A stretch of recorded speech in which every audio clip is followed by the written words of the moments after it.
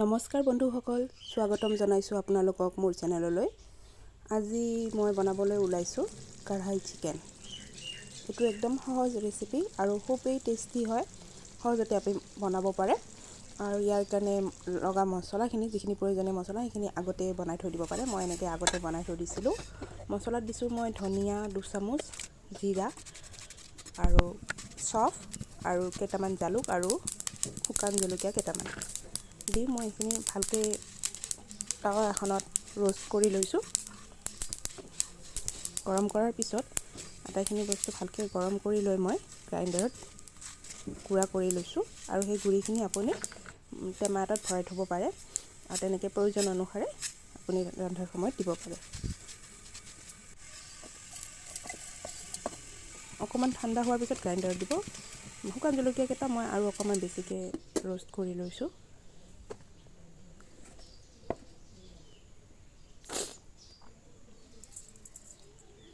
তাৰপিছত মাংসখিনি মই ভালকৈ নিমখ আৰু আদা নহৰু আৰু পিঁয়াজৰ পেষ্ট দি লৈছোঁ। আন্দাজমতে আদা নহৰু আৰু পিঁয়াজ দিছোঁ।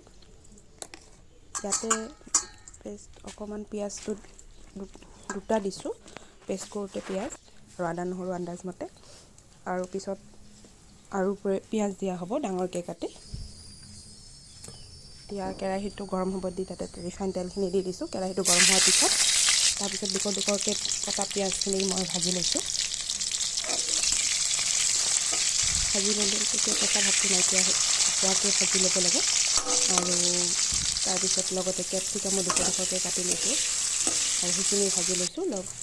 লগতে মই পিঁয়াজৰ ঠাৰি অকণমানো কাটি থৈ দিম। সেইখিনি পিছত দিলে হ'ব, ডাইৰেক্ট নাভাজিলেও হ'ব। অকণমান নিমখ দি লৈছোঁ মই পিঁয়াজ আৰু কেপচিকামখিনি ভাজোঁতে, নামমাত্ৰ নিমখ, যাতে ভিতৰলৈ সোমাই যায় নিমখখিনি।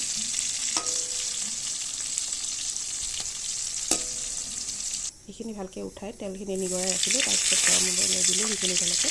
তাতে এটা জলকীয়া দিলোঁ, বেছি দিব পাৰে আপোনালোকে।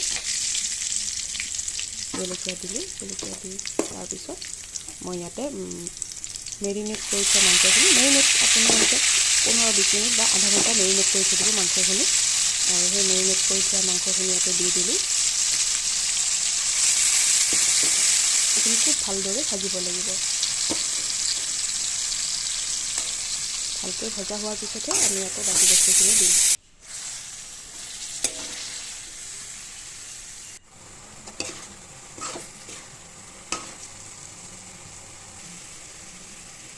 ভাজি আছোঁ, ৰংটো অকণমান চেঞ্জ হৈছে। তাৰপিছত তাৰপিছত আমি হালধি দিছোঁ। হালধি দি ভালকৈ আকৌ ভাজিব লাগিব।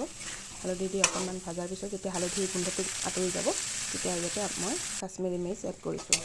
কাশ্মীৰী মিৰ্চ দিলে ৰংখিনি ধুনীয়া হয় তৰকাৰী।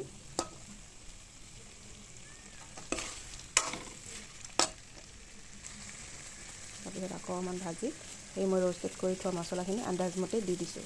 আটাইখিনি দিয়া নাই, যিখিনি দৰকাৰ সেইখিনি দিছোঁ, কাৰণ মই কৈছোঁ মই টেমাত ভৰাই থৈছিলোঁ। সেইখিনি ভৰাই থৈ এতিয়া আন্দাজমতে দিছোঁ। চাওক কি ধুনীয়া ৰং আহিছে মাংসখিনিৰ। এইটো ৰেচিপি যিহেতু অলপমান গ্ৰেভি টাইপ, তৰকাৰী টাইপ নহয়। এতিয়া ভালকৈ ভাজা হোৱাৰ পিছত মই কটা পিঁয়াজৰ পাতখিনি, পিঁয়াজ 200-200কৈ কটা আৰু কেপচিকামখিনি 200-200কৈ কটা সেইখিনি দি দিছোঁ। আপোনালোকে ইচ্ছা কৰিলে বিলাহীও এড কৰিব পাৰে। ইয়াতে বিলাহীটো ভাজিব নালাগে, ডাইৰেক্ট এড কৰিলে হ'ল। কেঁচা বিলাহী 200-200কৈ কাটি তাৰপিছত ভালকৈ ভাজিব।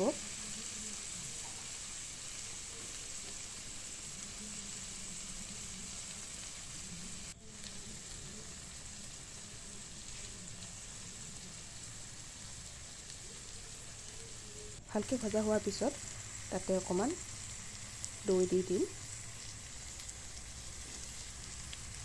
দৈ দিলে মছলাটোও বেলেঞ্চ হয় আৰু লগতে গ্ৰেভিটোও সোৱাদযুক্ত হয়।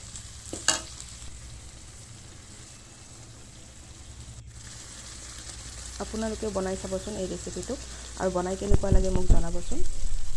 আশা কৰিছোঁ নিশ্চয় খাই ভাল পাব। একদম ৰেষ্টুৰেণ্টৰ ষ্টাইলৰ কঢ়াই চিকেন।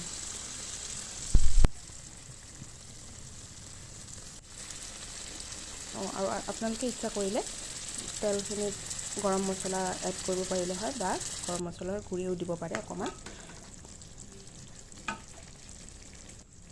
মই অকণমান লাইটকৈ খাব বিচাৰিছিলোঁ কাৰণে মই এড নকৰিলোঁ, আৰু তাৰপিছত লাষ্টত মই কেঁচা ধনিয়া অকণমান কাটি দিছোঁ। দৈখিনি যেতিয়া ভালকৈ শুকাব, তেতিয়া গ্ৰেভিটো ভালদৰে হ'ব, তেতিয়া তাৰমানে ৰেডি হৈ গ'ল আপোনাৰ কঢ়াই চিকেন টেষ্টি।